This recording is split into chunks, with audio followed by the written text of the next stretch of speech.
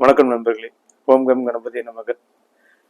அழகான மனைவி யாருக்கு அமையும், ஜாதக அமைப்பு எப்படி இருக்கும் அப்படின்னு பார்த்தீங்கன்னா, அதில் நிறைய காம்பினேஷன்ஸ் இருக்குது. ஸோ ஒவ்வொரு பகுதியிலையும் ஒவ்வொரு காம்பினேஷன் சொல்கிறேன். ஸோ இதில் ஒரு முதல் காம்பினேஷன் 2, 7, 11. இது ஒரு முக்கியமான இடம். திருமணம் ஆகிறதுக்குண்டான முக்கியமான பாவகமும் இதுதான். சரிங்களா?